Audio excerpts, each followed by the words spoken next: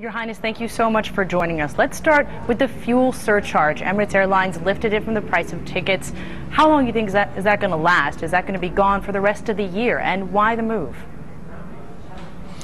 The move is actually because we've seen the oil prices is really going down, so we thought it is fair to the passenger actually to charge them for something that is not there. So that's why we moved actually by less 5%. Do you think it's going to give you a competitive edge? Do you have a sense of how much it's going to cost the company? No, I think in the end of the day, I think when the prices goes up, always it affects the bottom line of the airline. So we have a delay there. Right. With oil prices as high as they are, what does Emirates Airlines have to do differently? How are you managing that volatility? I think we've seen prices when it reached $149, passengers still flying. But I think we build a loyal customer to the airline, and I'm sure that they will always like to fly with the Emirates. And Emirates is not immune from the fuel prices going up like any other airline, you know. Is there anything you have to do differently in these conditions? I think we will always try to manage our costs. We try to bring our cost down, but I'm sure also we invested a lot in the product, and that's why the passenger keeps coming to us and flying with Emirates. You said on Tuesday morning you don't expect an IPO in this year or next. Do you see it eventually happening on the 5 to 10 year horizon? I'm sure if it will happen one day, but there is no rush for it, and we will be prepared anytime the government of Dubai decide to IPO the airline. As you know, this year we have $4.5 billion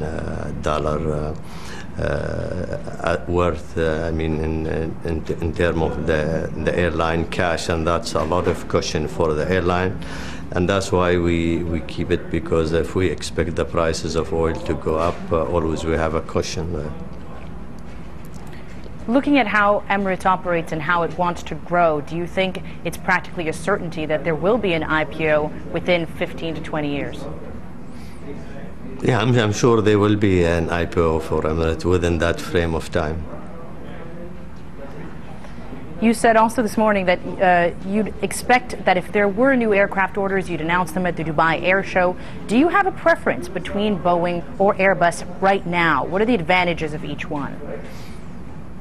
I think we have both types. We have the flagship of Emirates, the A380 Airbus, and also we are the biggest operator of 777 Boeing.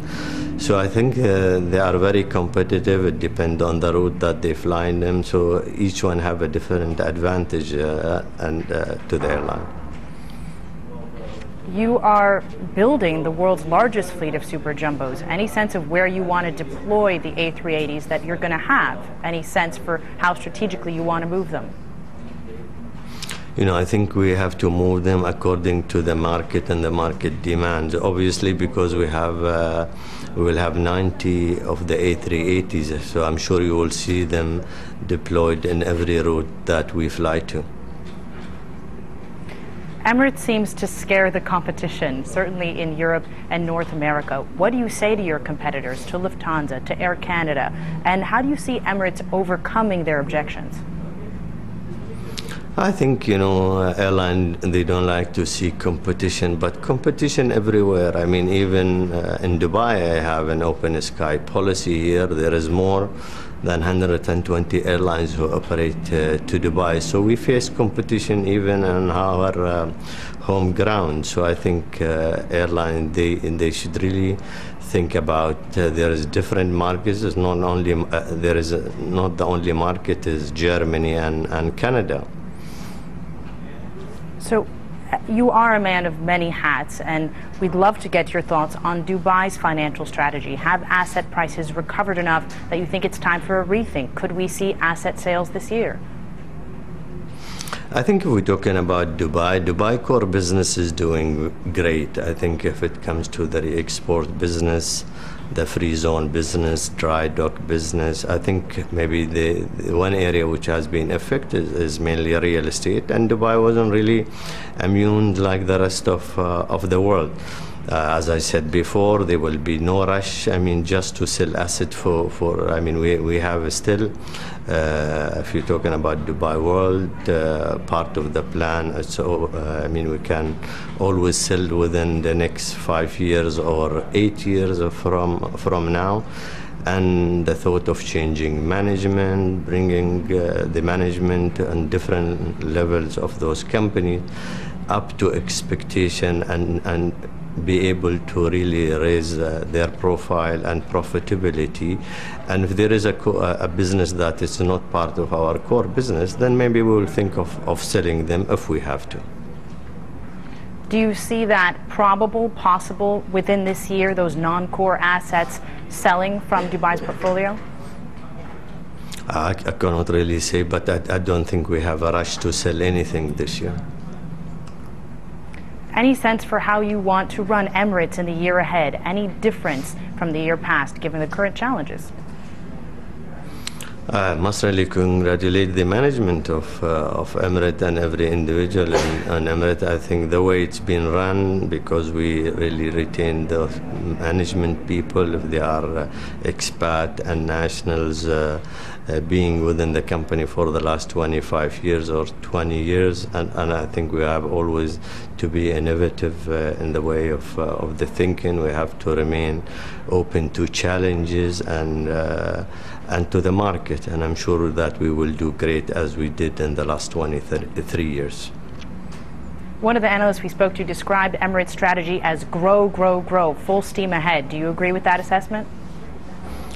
You know, I think in any business today, you cannot really stand still, and you have to grow your business to be able to make profit. And that's what every business and every manager or chief executive push his team is, to grow and to make more profit. And one way of really making more profit is by growing. Thank you so much for your time and for joining us. Thank you. Thank you very much.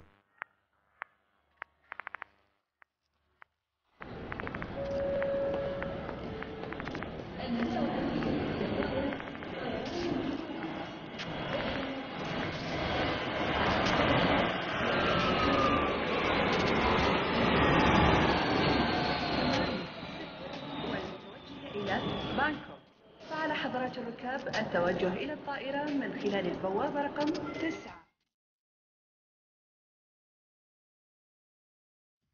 Final call for Emirates Flight 38.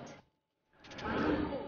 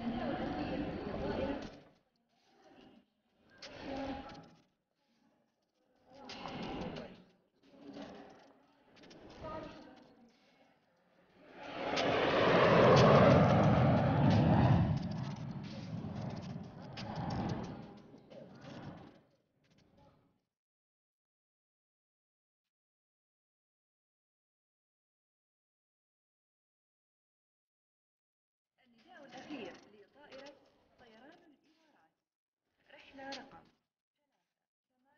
386 والمتوجهة إلى هونغ كونغ عن طريق بانكوك. فعلى حضرات الركاب التوجه إلى الطائرة البوابة رقم 9. Final call for Emirates Flight 3862 Hong Kong via Bangkok, closing now at gate number 9.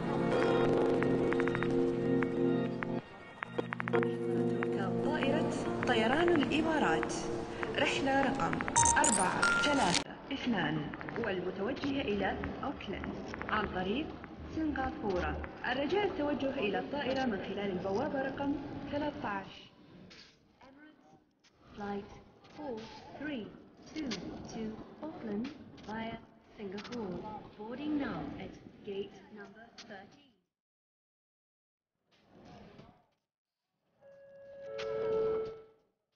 النداء الأخير لطائرة طيران الإمارات 971 والمتوجهة إلى طهران. فعلى حضرات الركاب التوجه إلى الطائرة من خلال البوابة رقم 36. Emirates Flight 045, boarding now at gate number 3. Boarding now. Boarding now.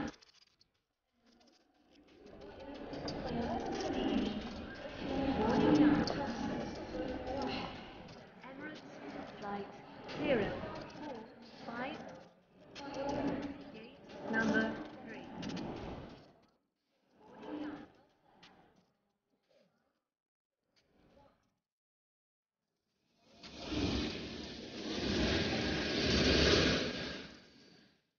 Gate number 3.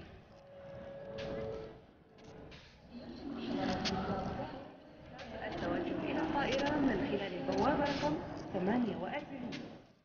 Final call for Emirates Flight 045, closing now at gate number